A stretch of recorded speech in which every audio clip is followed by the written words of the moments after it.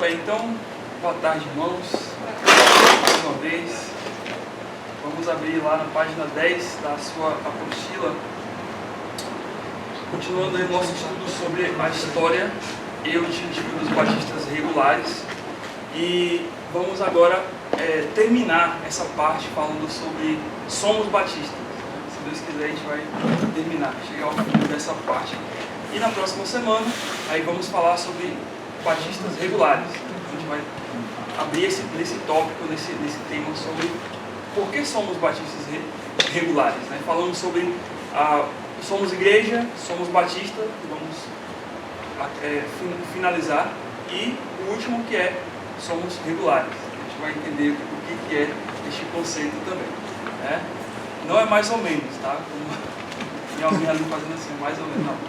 Não é mais ou menos. Não é um batista lá em casa, mais ou menos. Intermediário, não é isso. Muito bem, então paramos aí. Paramos aí na parte ali falando sobre John Bunyan, né, que foi um pastor batista. Ele não foi para nenhum seminário, não estudou em nenhum lugar, mas ele aprendeu estudando a Bíblia.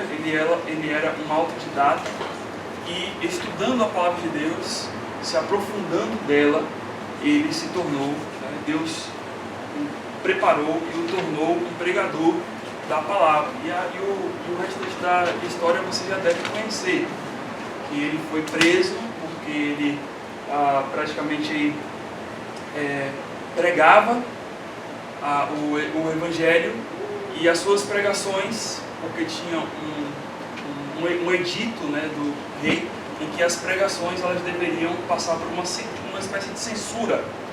E ele falou: não, a minha mensagem não vai dar nenhuma censura. Vou pregar aquilo que Deus me deu e pronto. E por isso ele foi preso, passou 12 anos na cadeia. E foi durante esse tempo que ele estava lá na cadeia que ele escreveu o livro O Peregrino, que ficou conhecido aí, uma marca mundial de um livro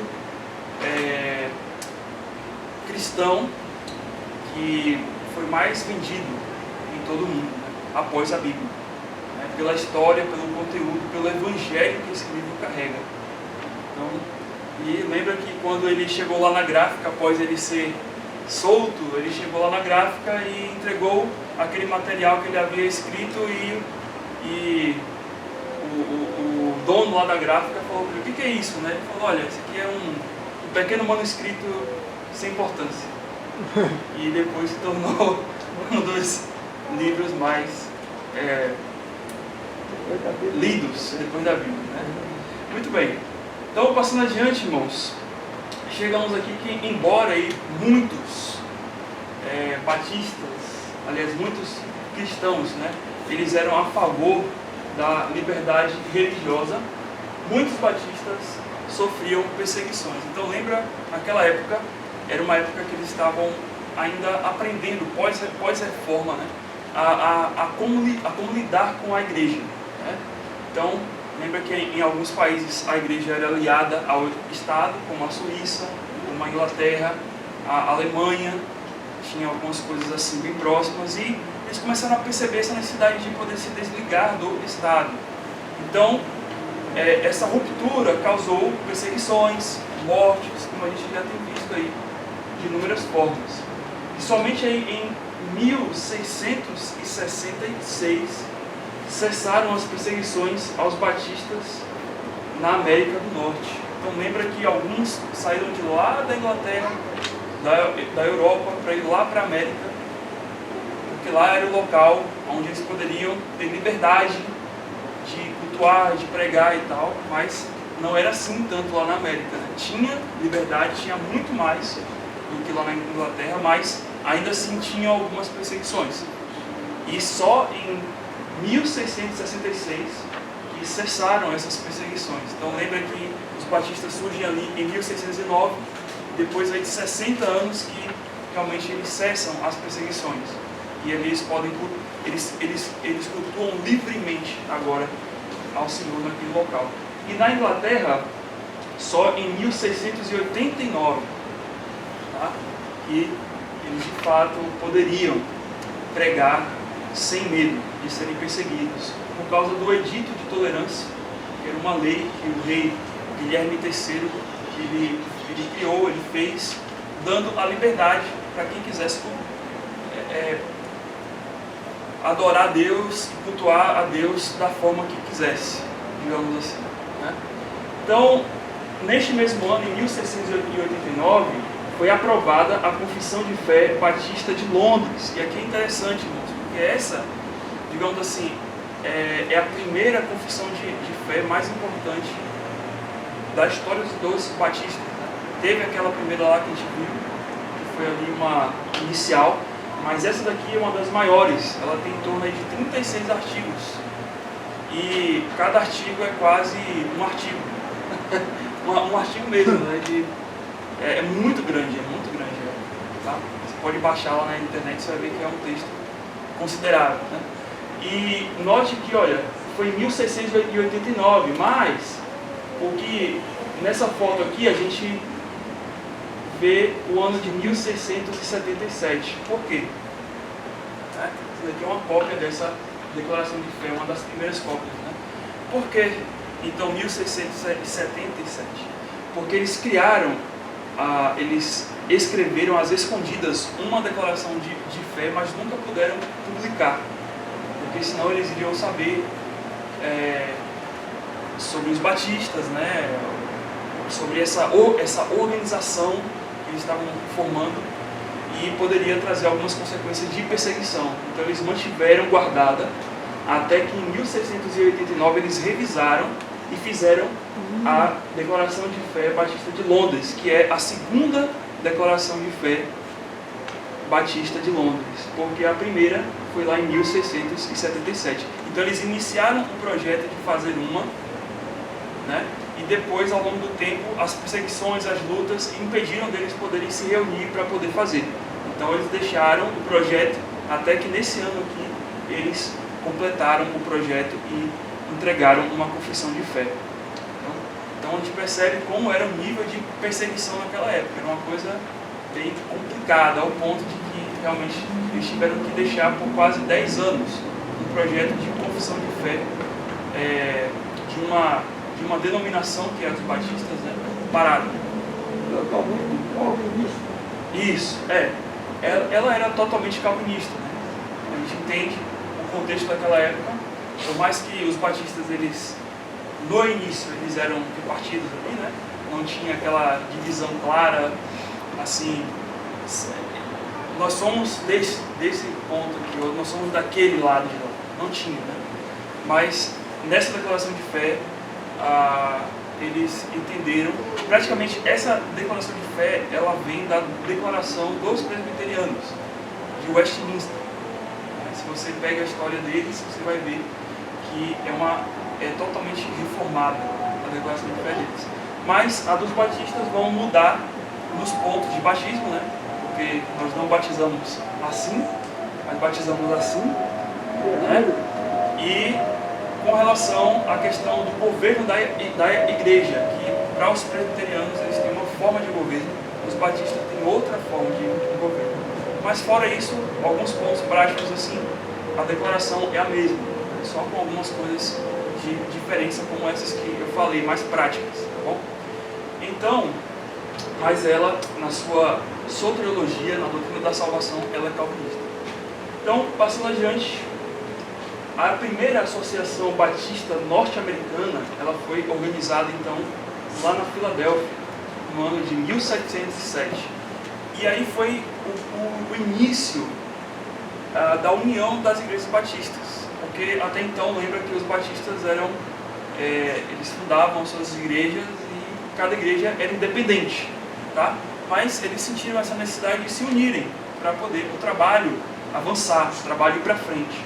Então, essa associação batista, ela surge aí em 1707, então logo no início aí do século XVIII. Passando adiante, mais tarde, em 1742, as igrejas batistas da Filadélfia, que aí é nos Estados Unidos, eles adotaram a Confissão de Fé Batista da Filadélfia, que ali já é uma das primeiras declarações de fé batistas na América do Norte. Então lembra, nós falamos agora da de 1689, que era uma declaração de fé dos batistas lá em Londres, que vem daquela época, né, lá em Londres, e agora em praticamente aí, quase 70 anos, por aí 60 anos, nós temos a próxima, que seria uma na América, né, que é essa daqui, batista da Filadélfia, tá? Também fortemente calvinista. E a partir de 1733, as igrejas batistas elas se beneficiaram grandemente aí do movimento chamado Grande Despertamento. Então, para vocês entenderem o que é o Grande Despertamento. O Grande Despertamento é exatamente o que a palavra diz, despertar. Naquela época, as igrejas começaram, pós-reforma, a tendência humana é que nunca a coisa fica assim, né? Estava aqui, a coisa subiu, né? Avançou. Nunca a tendência vai ser essa na vida do homem. A tendência vai ser sempre assim. Né? Uma batida do coração. Né? Dá um pulso forte e depois para um pouco. Dá um pulso forte, mas para um pouco. Então essa é a nossa vida. A gente nunca consegue manter o vigor toda hora porque nós estamos no mundo de pecado. E no mundo de pecado, tendemos a esfriamento, a parar, a começar algo e se empolgar e depois acabar as forças. E com a igreja, naquela época, estava acontecendo isso. As igrejas estavam se organizando e crescimento e tal, mas quando chega o século XVIII, as igrejas começam a definhar. Né? Então, até nós falamos, quando a gente estudou sobre os devocionais, né? Sobre família. Lembra que a gente falou? Os devocionais em família. Como isso era importante para os puritanos. Então lembra que após a geração dos primeiros pais, os puritanos ali, nós vimos que depois o esfriamento ele inicia. Né? E a tendência é de queda, né? Agora até hoje. Né? Mas teve um momento em 1700 que houve um grande despertamento, um grande avivamento. Aí nós estamos falando da época, acho que vocês já ouviram, de Jonathan Edwards. Lembra? George Whitefield, John Wesley e outros homens dessa época. Então foi nessa época em que surgiu esse grande despertamento, que não era de um grupo, não era só dos batistas, ou dos presbiterianos, ou dos congregacionais, mas fazia parte mesmo de algo interdenominacional.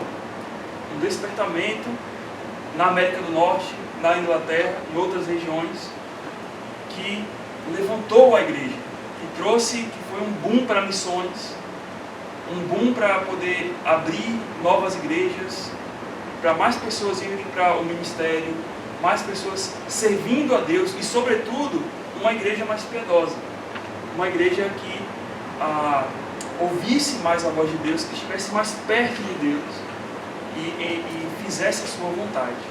Né? Então hoje a gente precisa, né, talvez de 10 despertamentos, né, em nosso tempo, porque a coisa está feia.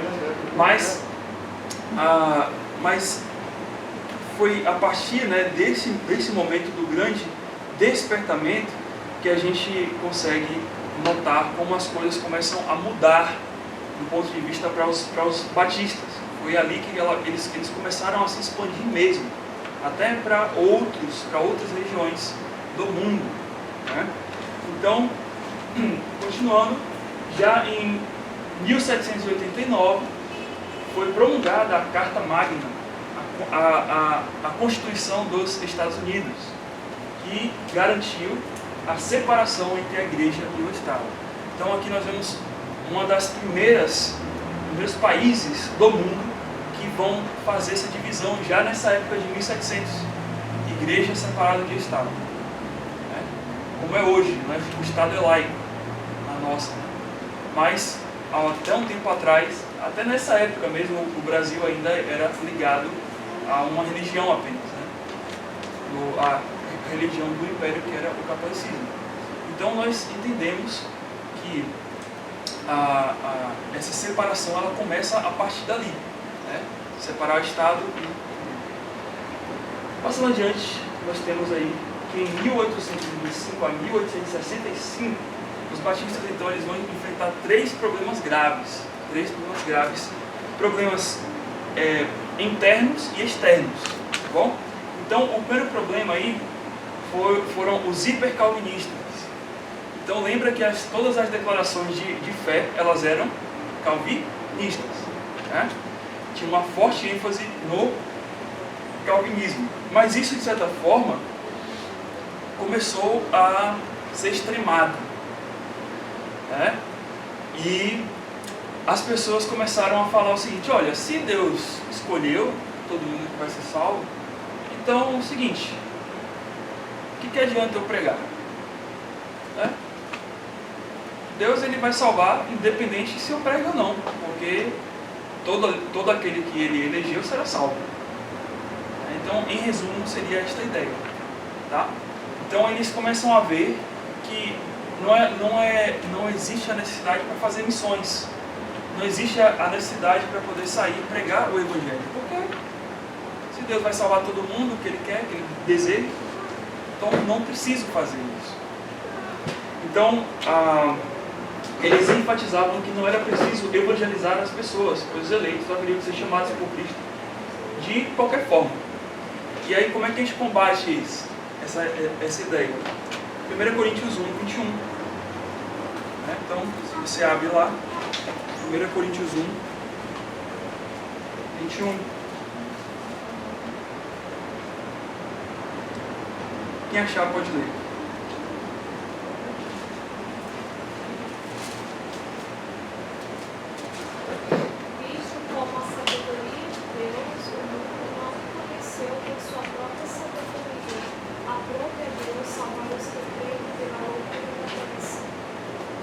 Muito bem, então, de que maneira o Senhor salva as pessoas? Aqui Paulo fala pela loucura da pregação, né? Aqui não que a pregação é maluca, né? Que olha que mensagem maluca, não é isso. Mas é que para o homem, para o mundo, para as pessoas caídas, o Evangelho é algo louco. É algo que eles não compreendem, é algo assim que é fora da realidade deles. Até que Deus o alcança e chama aquela pessoa e mostra a beleza do que é o Evangelho, né? Que até então ele rejeitava, que até então era algo só de doidos, de pessoas quadradas, de pessoas, né, que são meio doidas, que são fundamentalistas ou paranoicas, até que Cristo se revela àquela pessoa e ele é salvo.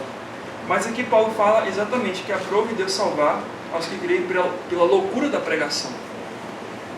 Ou seja, é necessário pregar, é necessário anunciar, é necessário falar. Ah, mas Deus não vai salvar todos os que são eleitos? Vai, não tenho dúvida disso. Porém, a forma como Deus quer fazer isso é pela pregação.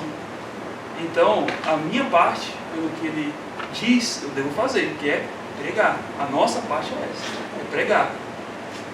Até porque a gente não sabe, não tem uma plaquinha de eleito na cabeça de nenhuma pessoa. Então, até Deus salvar aquela pessoa, eu tenho que considerar aquela pessoa que, olha, isso daí pode ser que seja eleita. Não importa, eu tenho que pregar. Nem que seja para a salvação ou para condená-la mais. Eu não entendo, talvez, todas as facetas do que envolve tudo isso, mas eu sei que é a palavra de Deus e que ela está certa e que a minha mente é limitada. E Romanos 10, 14 a 17, que é uma outra passagem aí que enfatiza.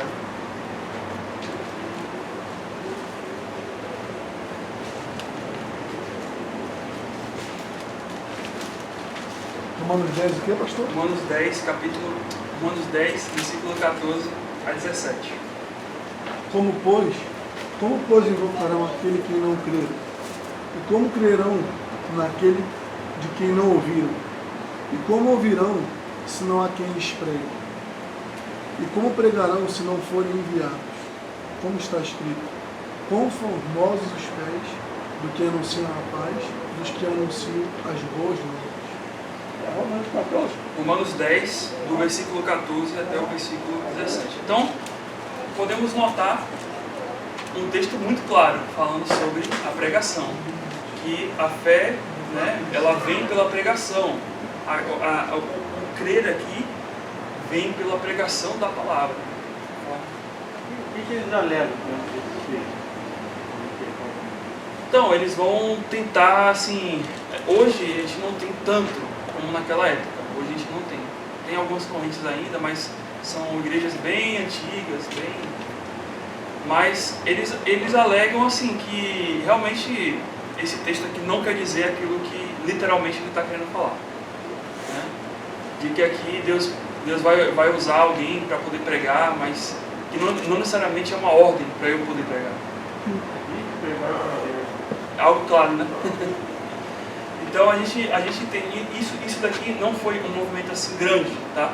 Mas foi um movimento que causou certa turbulência em vários meios, no meio batista, em vários outros meios, né? Se você quiser olhar mais aprofundadamente, você vê que até homens que eram sérios, né, que pregavam, defendiam algumas coisas do hipercalvinismo, mas tem que ter um certo cuidado aqui, porque é um erro teológico, tá? Dizer isso. É necessário a pregação. É necessário. E um outro movimento chamado, naquela época, esse movimento ainda tem hoje, mas é bem pouco, tem no Brasil ainda, mas é bem pouco, mas você pode dar uma olhadinha mais sobre ele depois. O movimento Campbell, ou movimento de restauração. Esse movimento é meio contraditório. Olha só. Eles rejeitavam tudo que era credo. Para eles, assim, declaração de fé, essas coisas é tudo de homens, tá? A gente não precisa de ter uma declaração de fé. Não precisa ter nada disso. E eles defendiam uma unidade entre as denominações. Por causa disso, que aí você entende porque ele defendia a rejeição dos credos. Porque se eu quero unir todo mundo, eu tenho que fazer o quê? Eliminar os credos de cada um. Eu tenho que falar, olha, não ao seu credo, não ao seu credo, não ao seu credo, vamos todos aqui adorar a Deus juntos. Independente de credo, né? E eles defendiam a unidade de todas as denominações ao molde do Novo Testamento. O que eles queriam fazer? Voltar lá para Atos 2, quando tudo era uma igreja só. Então, o alvo deles era isso.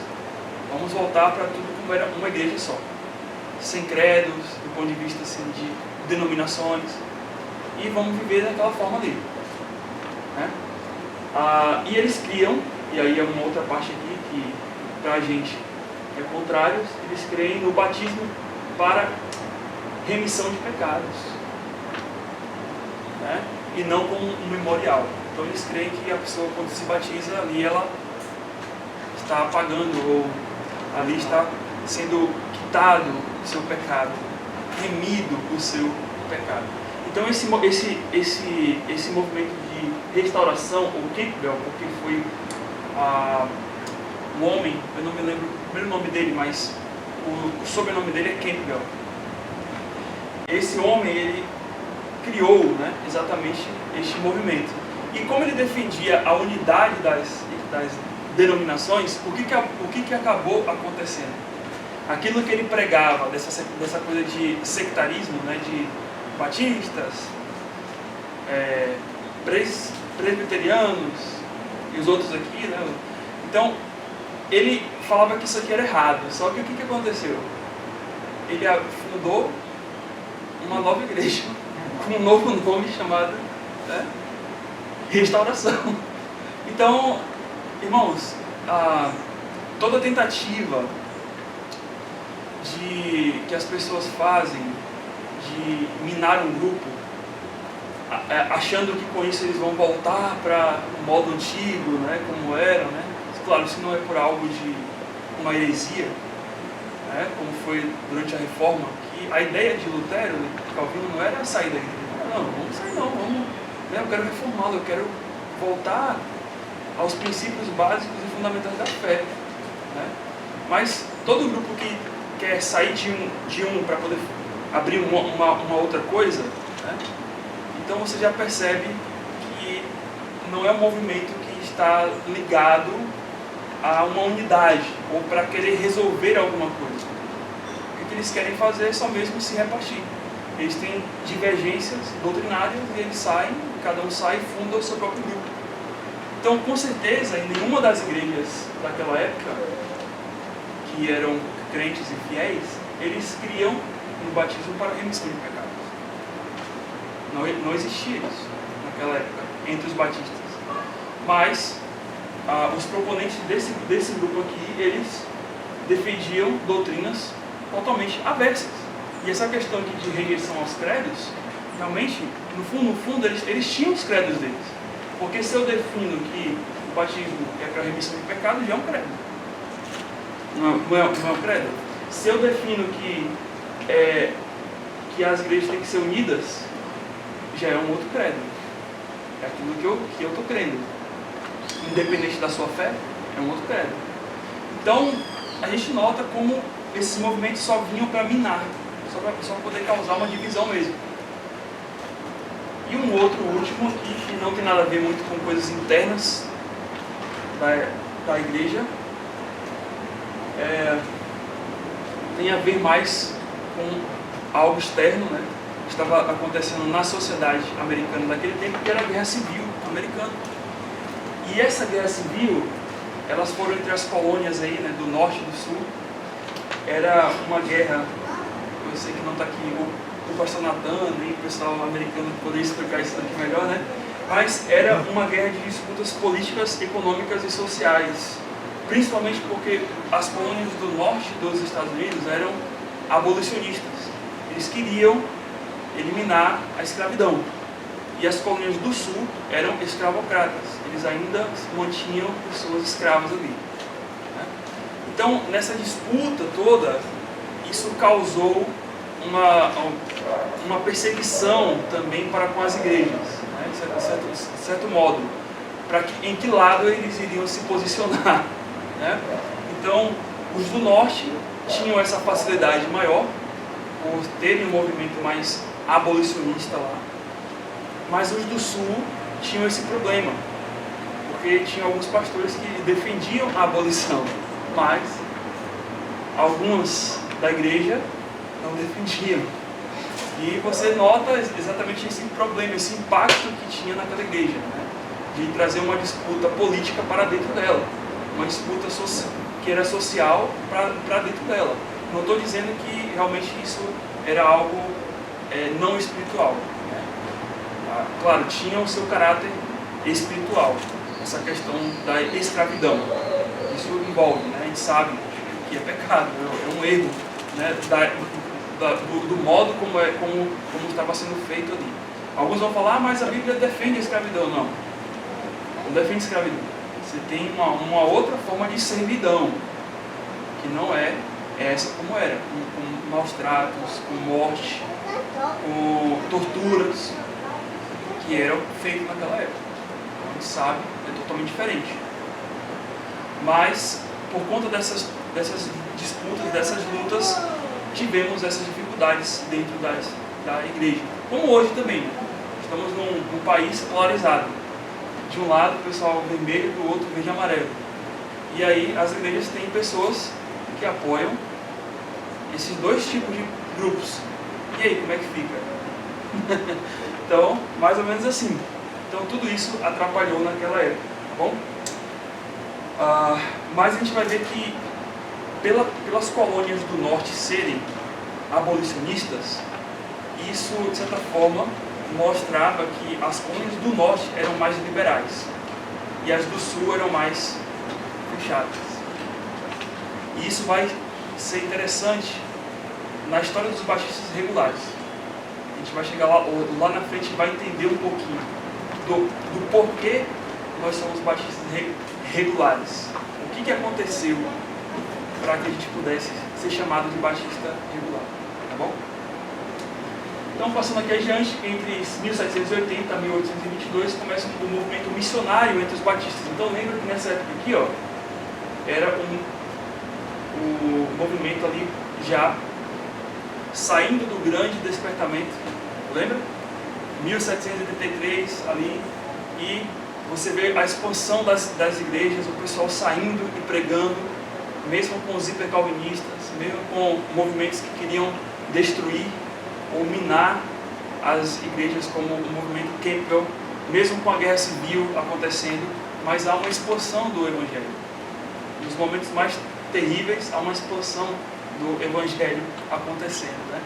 Então, entre os batistas, isso houve também, aconteceu. E o principal missionário entre os batistas é William Carey. Já ouviram a história dele? Esse homem aqui, o William Carey. Esse camarada aqui, ele não era só um missionário, ele era um empreendedor, tá? Ele era alguém assim fora do comum, né? Um ponto fora da curva, porque William Carey praticamente ele foi para a Índia e chegou lá na Índia, ele fundou em torno aí de 26 igrejas durante o tempo da vida dele, abriu mais de 126 escolas, né? Porque ele não queria só abrir igreja, lembra? A visão dele era mudar até uma sociedade, se fosse possível, ajudar de toda e qualquer forma.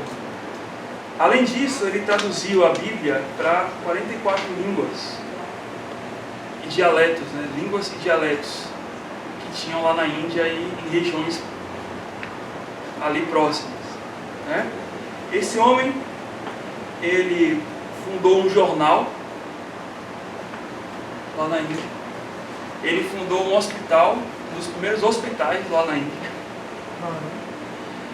E esse homem, ele ajudou ensinando uma técnica de agricultura para os indianos lá, porque eles tinham dificuldades nessa área. E ele ensinou aquele povo a poder ter uma economia. Ter uma economia lá entre eles, né, como a parte de agricultura. E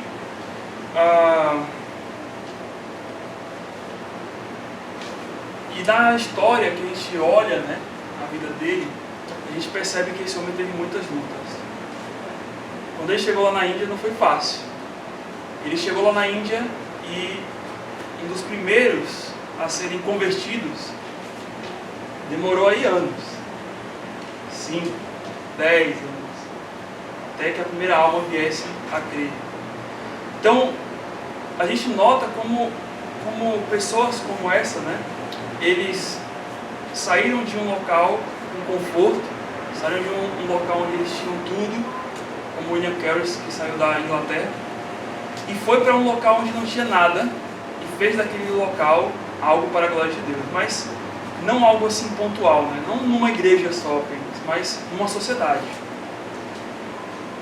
O outro, que saiu lá das Américas, que era um congregacional, mas que depois ele veio a adotar as posições batistas, era Adoniram Hudson, né? Adoniram Hudson. E a história desse homem também é impactante, né? Ele tinha família como de William Carey, era de uma família culta, era de uma família bem estabelecida e educada. E esse homem, ele decide, pelo chamado de Deus, ir para a Birmânia, uma região que fica ali agora entre Mianmar e Vietnã, aquela região ali. E ele chegou lá e ele orava a Deus e pedia a Deus: Senhor, né, eu quero fundar uma igreja lá. Só quero isso, se eu me conceder uma igreja lá, tá bom. Pois é, ele fundou mais de 100 igrejas, né? E ele traduziu a Bíblia para o birmanês e ele levou em torno de 8.000 almas para Cristo durante o tempo da vida dele ali, né? E hoje a Mianmar, naquela região ali da Ásia, né, do sul da Ásia, é uma das regiões onde tem mais batistas naquela região, ali e na Coreia do Sul. Onde tem mais batistas, e boa parte é ainda por conta do legado do que foi de Adoniram Hudson, tá? Então, irmãos, a gente aprende aqui algo assim extremamente impactante para a nossa vida, né? Tudo bem, sabemos que Deus escolhe pessoas assim, especiais, para poder ir lá e capacita elas. Mas eu creio que com certeza isso daqui se aplica a nós também. Não é assim, eu vou esperar pelo outro, né? Mas talvez eu não vou conseguir fundar 100 igrejas, 26 igrejas, não vou conseguir, talvez nem 5. Talvez Deus só me dê essa daqui, tá bom. Mas a questão é, o que Deus está me dando, eu tenho que procurar fazer. Nem que seja o mínimo. Porque eu não posso ficar parado. Porque eu não posso me acomodar. E esses homens, eles olhavam para isso, né? Com certeza, quando eles saíram das suas casas, dos seus países, para poder fundar os trabalhos, eles não tinham a ideia do que Deus iria fazer. A Dona Irã falou, olha só, que era uma igreja. Deus concedeu para ele quantas? O outro saiu de lá, olha, eu vou lá para poder pregar. Chegou lá e ele viu, não, aqui precisa mais do que pregação. Vamos pregar, vou ensinar as pessoas a poder trabalhar, as pessoas a poder ter um hospital, tem que ter uma assistência, tem que ter. Então nós notamos como foi essa chamada. Então, quando Deus ele te chama para fazer algo, ele chama para fazer algo e não te explica tudo. Ele só vai te explicar lá no fim. Quando você chegar lá no fim, você vai entender as coisas mais claramente. Mas no momento em que você está, pega aquilo que Deus deu e faz. O mínimo. Se esforce para poder fazer aquilo. Porque é só assim que Deus vai nos direcionar para grandes coisas. Deus não pega alguém e fala assim, olha, eu vou te dar aqui 1000 igrejas, vai lá, você vai abrir 1000 igrejas, você vai ajudar a sociedade de um país a mudar. Não. Ele só chama assim, olha, vá lá e pregue para mim. Só isso. Vá lá e evangeliza aquela pessoa. Vai lá e prega para aquela alma. Vai lá e faz isso. O restante deixa comigo. Vai lá e cumpre o teu trabalho como servo na tua igreja. Faz isso. As outras coisas os serão acrescentadas. E eles entenderam essa mensagem, né? E aí, a partir daí, os batistas eles se propagaram por todos os continentes. E aí, para poder a gente ir fechando aqui, em 1815 foi organizada então a primeira escola bíblica dominical, a primeira EBD. Tá? Hoje aqui nós estamos na versão 10 milhões da nossa escola bíblica. Já aconteceram várias, né? Mas a primeira foi organizada lá nos Estados Unidos, na primeira igreja batista da Filadélfia. Então, até então, como eram os cultos dentro de uma igreja batista? Era pregação. Cânticos, uma pregação. Né? Mas depois foi avaliado essa ideia de, olha, precisamos de ensinar mais, precisamos de aplicar mais a Bíblia ao estudo da palavra, né? de avançar isso. E manteve-se a pregação, mas também colocou do lado uma escola, né? Assim como uma escola secular, que ensina coisas do dia a dia, do mundo, precisamos de uma escola que ensine coisas espirituais. Os batistas iniciaram essa ideia da escola bíblica na igreja? Sim, então, aí há um debate aí grande, né? Porque cada um quer puxar a sardinha para si, né? Falar, olha, a primeira foi ele. Mas foram um dos primeiros. Eles, os presbiterianos. Né? Então, foi numa época mais ou menos assim que as duas correntes, as duas linhas, né? As duas igrejas, elas estabeleceram esse tipo de trabalho. Tá? Que é um pouco diferente de uma pregação. A gente sabe como é. Passando adiante, em 1832 foi feita uma nova confissão de fé batista, a confissão de New Hampshire, que era moderadamente calvinista.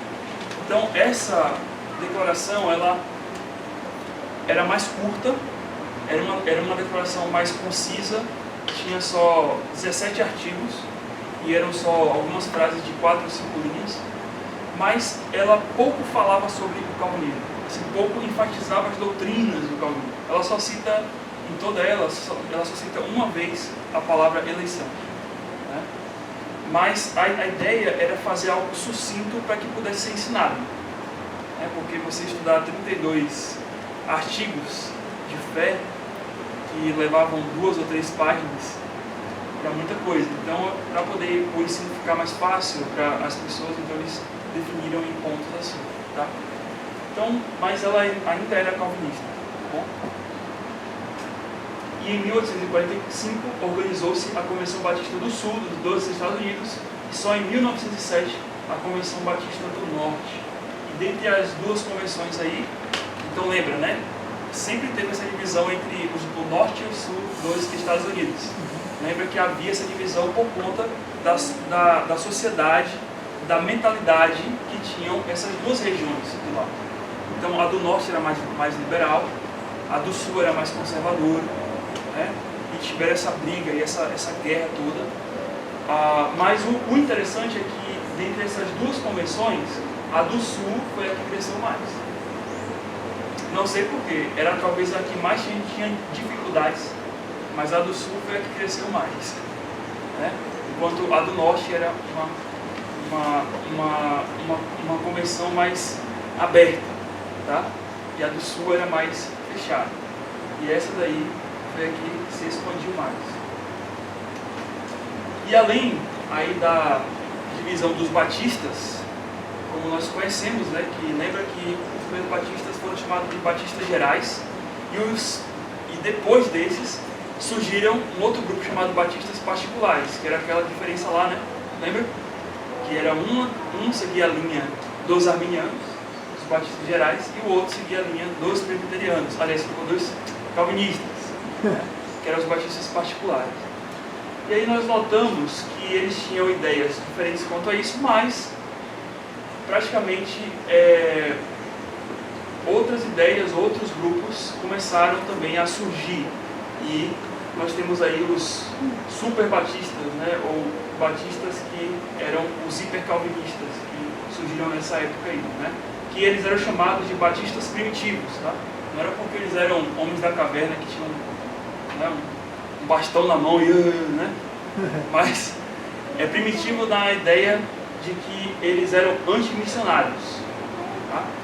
Não sei por que eles chamaram de primitivos, mas eles eram antimissionários, eram os hipercalvinistas. Então surgiu aí nesse meio também essa outra linha, né, mais extremada, né? Tem algum nome conhecido desse aí? Não, que eu conheço não. Se você olhar na internet, você vai ver que tem alguns que você, talvez você já ouviu, mas esse movimento nunca foi para frente, sempre foi jogado para o lado por conta disso.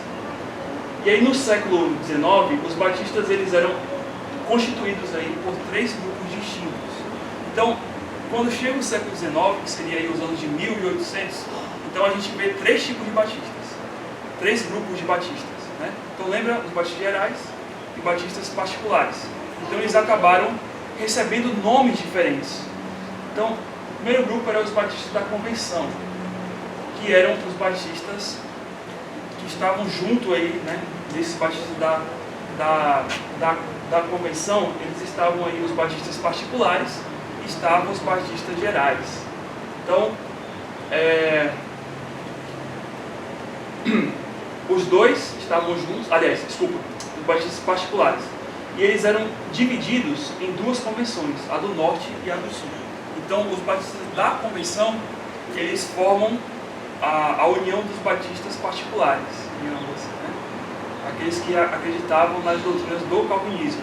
Enquanto eles se subdividiam em 2 convenções, como eu falei, a do Norte e a do Sul. E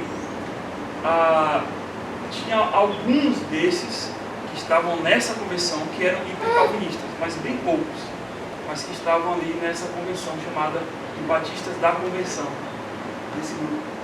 E a segunda ali nós temos batistas do livre-arbítrio, que, como o nome já diz, eram batistas mais da linha dos gerais, que criam nas doutrinas arminianas, tá?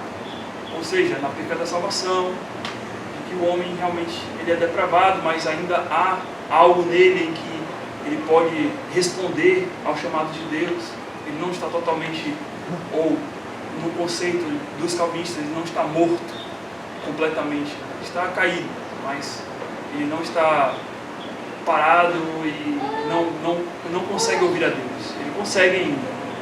ele consegue responder ao chamado. Então eles são chamados de batistas do livre arbítrio, bom? Porque eles criam a ideia do livre arbítrio. E o terceiro e último grupo de batistas são os batistas do sétimo dia. Já ouviram falar sobre eles? Não? Pois é. Isso, mas tem uma história aí também, nisso daí. Os batistas do sétimo dia, eles eram batistas na doutrina, tá?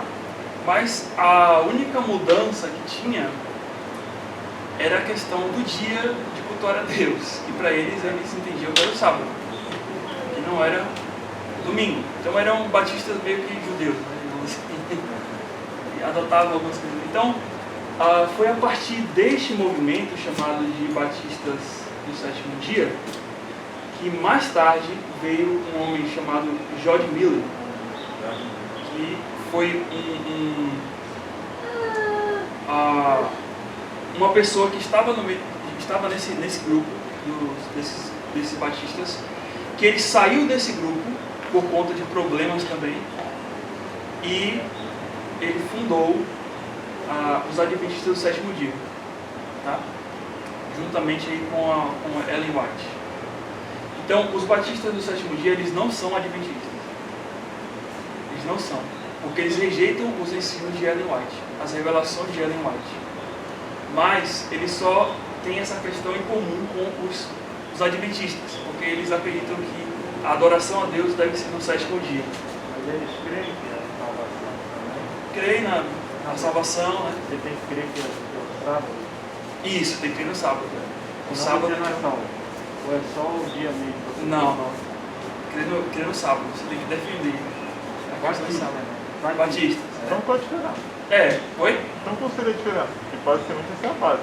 Então, seria assim, eles mantêm algumas doutrinas do ponto de vista batista, mas eles creem que assim, olha, mas se você é realmente um salvo, você tem que manter a crença de que o sábado é o dia consagrado. Então, Então eles... os adventistas não levaram essas doutrinas batistas? Não, eles já têm outras. Eles já até com pontos de escatologia diferente. É tudo muito mais... Existe. Existe no sul do país. Poucas igrejas, pouquíssimas igrejas. Não podia ir para o exército, né? Não, ali são os TJs. Isso, os TJs. Podia ir para Os testemunhos de Jeová. Esses aí eu acho que ainda voltam, podem fazer algumas coisas, mas assim, esses os batistas, eles não são adventistas, esse daqui, tá bom? Não são. Os adventistas saíram deles. Uma heresia, né? Da forma assim, eles defendem o salvação sábado. é pela graça, é pelas obras. Você tem que fazer, praticar o sábado. Eles vão tentar falar assim, né? Olha, se você realmente um salvo, você vai guardar, ou você vai viver o culto a Deus no sábado. Então eles vão jogar sempre esse lado. Não vão dizer assim, não é por obras. Mas a questão é que todo cristão verdadeiro vai entender que é no sábado. Então vai fazer algo assim. Mas que se você guarda um dia, a gente não defende, não assim, igreja batista do domingo. A gente não tem isso, porque para a gente, isso aqui é um momento onde a gente se reúne para poder cultuar a Deus. E congregar, estar em comunhão mais. Mas quando a gente sai daqui, a gente está cultuando ainda a Deus. Ainda mais quando a gente está fora daqui. Uma pergunta, esse Guilherme Miller é o George Miller? O mesmo George Miller? Não, o George Miller, ele é um camarada legal. Eu fiquei nessa dúvida aí. Ele ali é um missionário, né? E tal, esse daí, tranquilo. Mas é o Guilherme Miller. Guilherme Miller. Um sobrenome. Tirou minha dúvida. Isso, esse daí é outro, tá bom? Ele é um ex-batista, né, desse ramo, que depois ele vai fundar ali o sétimo dia. Passando adiante, para terminar, em 1750, os batistas, eles eram a menor denominação nos Estados Unidos. Eles tinham apenas 47 igrejas. Aí, em 1850 anos depois, eles já tinham centenas de igrejas e mais de 100 mil membros. Tá? E em 1825, 25 anos depois, eles já chegavam ao número de 815 mil membros. E em 1900, eles já eram 50 milhões de pessoas. Milhões, né? Milhões.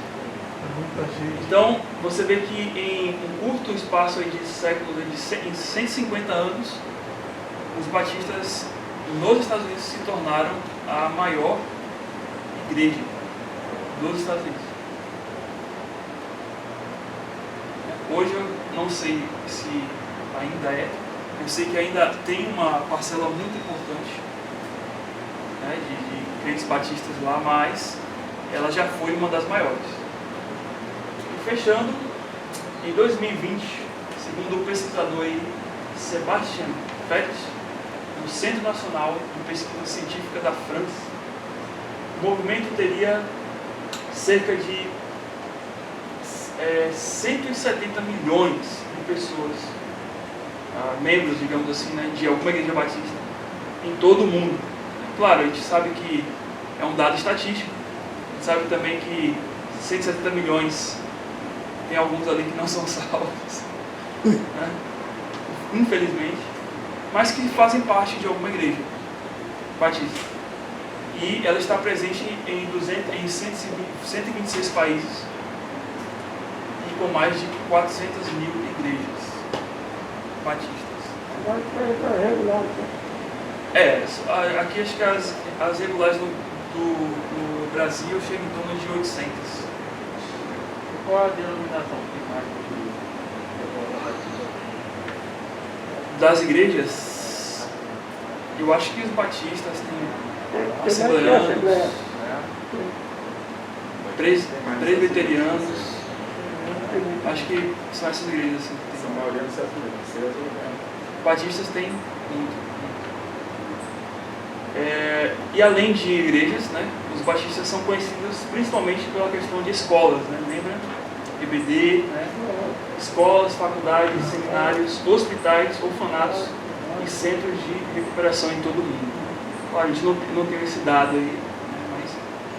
E a maior igreja batista do mundo é essa daí, ó. Igual ao nosso projeto, né? É a igreja Yonsei Central Baptist Church, lá em Seul, na Coreia do Sul. Nossa. Tá? É a maior igreja batista do mundo. Praticamente, só para os irmãos saberem, essa igreja aqui ela tem uma capacidade quase igual à nossa. 13 mil pessoas sentadas. Nossa, é muita gente. É um estádiozinho, né? Mas você vê, ó, 13 mil, ó, e não tem espaço, ó. Tem até aqui, ó, a galeria. Estão todos completos já. Tá todo mundo aí, ó. Caramba. Não falta ninguém, né? Fico imaginando ali como é que é o... Cântico? Não. Reunião. Assembleia? Né? Assembleia. Assembleia. Assembleia. Maravilha. Tem que fazer por... Tem que fazer uma votação. Uma votação. Ver quantos secretários, quantos pastores devem ter no nosso país. Votar uma coisa só. Votar em igreja tem que votar. Votar uma coisa. A votação é por urna, tem as sessões. Demora um dia para E outra coisa, tem que ser unânime? Imagina, né? Se for humano, mas vai na internet e eu sei, ela não é uma igreja batista regular, tá? Isso a gente sabe. Mas vai na internet, eles ainda cantam hinos do cantor cristão. Vai na internet depois aqui e ouve o coral deles. É de arrepiar. nossa. É bonito, assim. Mas você vê exatamente, imagina, né? É 13 mil pessoas, mas imagine o céu, né? Que não vai ser uma igreja só, vai ser várias igrejas. Né? Claro, não só batistas, mas de outras igrejas. Né? E entoando um novo cântico, né? É algo fora de série, né? Mas, muito bem, irmãos. Terminando, seria isso daí, por hoje, tá? Então, fechamos aí o que seriam os batistas. E agora, na próxima semana, nós vamos entrar na questão aí dos batistas regulares. Por que nós somos batistas regulares? E a gente vai entender mais profundamente sobre isso, tá bom? Vamos orar ao Senhor neste momento. Senhor Deus, sabemos, Senhor, que são anos e anos de história. Sabemos que são anos, tempos, Senhor, que o Senhor levantou homens, desde lá de 1609, do John Smith, do Thomas Harris, pessoas que eram falhas, que tinham seus problemas, que tinham suas dificuldades, suas lutas pessoais, mas eles deram um pontapé, Senhor, para que pudesse fundar esta denominação chamada Batista. Sabemos que antes, Deus, de sermos batistas, somos cristãos, somos salvos, e isso é o que nos alegra, mas o Senhor estabeleceu com que estes homens pudessem dar o pontapé inicial para que outras igrejas pudessem serem fundadas, e depois trabalhos aumentando, e mais pessoas investindo na tua obra, até o ponto em que chegamos, Deus, a observar, a notar que existem até igrejas que têm capacidade para 13 mil pessoas, e estruturas que estão fazendo ali várias obras e trabalhos para o teu reino. Nós agradecemos, Senhor, que tem igrejas grandes e pequenas como a nossa que continuam a levar a tua palavra, que foi anunciada desde o princípio pelos apóstolos, pelos que fundaram os batistas e agora por nós. Sabemos que tudo isso provém do Senhor, provém da tua graça que trabalha. E agradecemos, Senhor, a ti, em nome de Cristo. Amém.